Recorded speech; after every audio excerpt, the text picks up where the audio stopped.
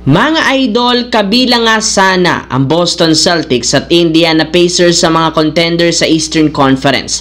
Pareho nga silang inaabangan parati ng mga fans, especially sa playoffs. Subalit ayon sa ilang mga analyst, posibleng magkaroon lamang sila ng maliit na tsansang makapasok sa playoffs next year. Pareho nga silang nawala ng mga key players sa trade at free agency katulad ni Kristaps Porzingis at Jrue Holiday. Sa Pacers, si Miles Turner na mas piniling lumipat sa Milwaukee Bucks. Bukod dyan, pareho rin naman silang nawala na ng main superstar dahil kina Jason Tatum at Tyrese Haliburton na mayroong parehong Achilles injury.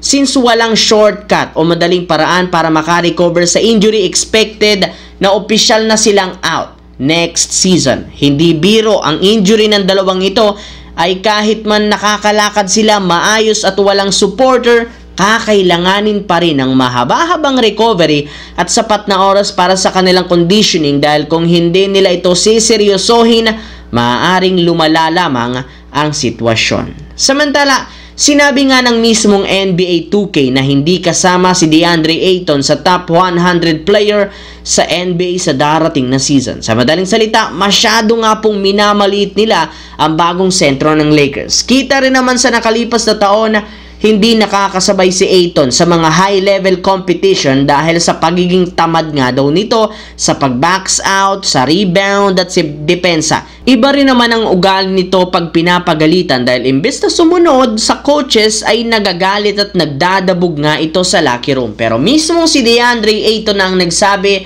na ibang klaseng Ayton ang makikita next season dahil gagawin niya ang lahat para mapa-improve ang kanyang sarili, ang kanyang opensa at depensa. Mas masaya na rin naman siya ngayon dahil sa unang pagkakataon simula noong nasa Phoenix Suns, makakapaglaro na siya sa isang competitive team. Naniniwala ang ilang mga analyst ngayon na si DeAndre Ayton ang magiging difference maker ng Lakers at siyang magpapabago sa sitwasyon ng koponan.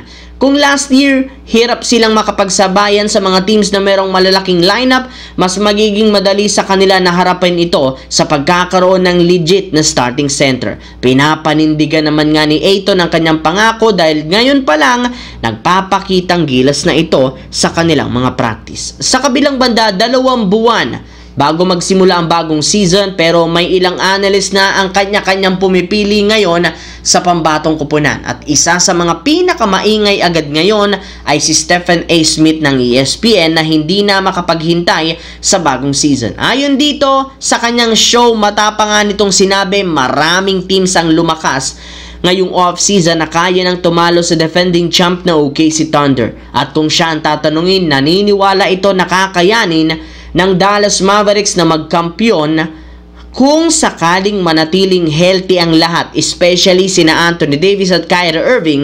Syempre malaki ang kanyang tiwala na sa kasalukuyang lineup ng Dallas na kapag kompleto ito at walang injury, kailangan lamang nilang mag-ingat dahil sila ang magkakampyon kung sakali man.